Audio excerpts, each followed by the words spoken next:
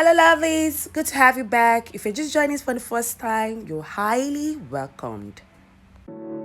So, like you've seen today, I'm showing you how to make native jollof rice or palm oil rice.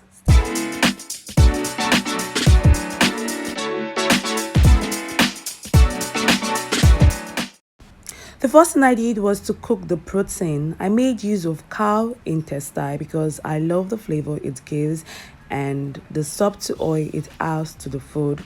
You can use whatever protein you want. I seasoned with just onion, seasoning cube, and salt because I wanted it to still have that local and not so much enhanced taste. Don't add water. Allow the meat to extract its own stock before adding water. This does enhance the taste of your meat. In other pot, I decided to boil my Ponmo. I didn't want the stock of the Ponmo, so that's why I did that. So you can decide to boil yours into the meat if you want. Cook both until soft and tender. I did prep for other ingredients off camera. As the video proceeds, I'll be telling you more about it. The next thing is to bleach palm oil. This is the proper way to bleach palm oil without smoke. Cover the pot and bleach for the number of minutes you like. Remove from the heat and leave to cool for some seconds.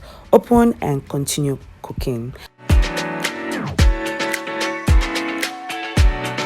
As you can see, no smoke, no opening of the window, no opening of the door, no coughing, no fire alarm. Simple. I bleach this for a minute in order for the color not to change. Add in enough onions and leave to fry for 40 seconds. Be very mindful of the amount of palm oil you use. If you use too much, you won't like the outcome. Add in roughly blended Tatashe, Shombo and very little tomato. I made use of only 2 tomatoes. I made use of yellow pepper instead of red pepper due to the flavor it adds to your meal. The reason why I'm making use of more Shombo and Tatashe is to make the color pop, giving it that very inviting look. We all know that over the years, native or palm oil rice has evolved. Now, it's not that boring palm oil rice we used to know back then. Leave to fry to dry for 2 to 3 minutes. Also stir at interval as you've seen in the video.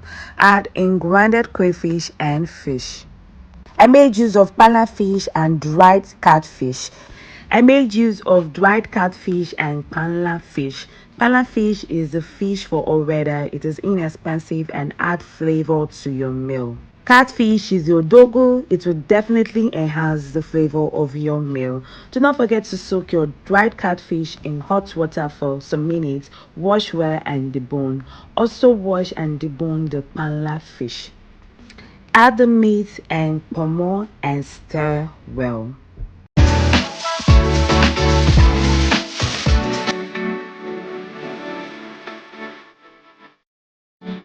Like I said before, we are leaving this as local as possible. I only season with salt and seasoning cube. You can also make use of uiru, opehe, or whatever local spices you like. Mix properly and add in parboiled rice. I usually just wash my rice and soak in hot water to avoid story that touch. Some rice, if you parboil it, they will get overly cooked. So to avoid that, all you need to do is to wash your rice first, soak in hot water, cover for some minutes, drain out, and you are good to go. Add the rice into the sauce and mix properly.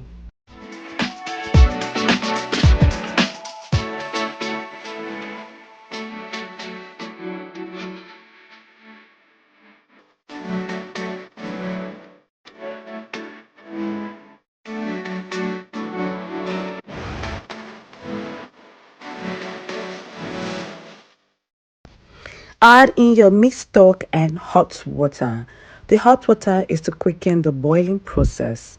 Stir slightly and leave to cook for some minutes.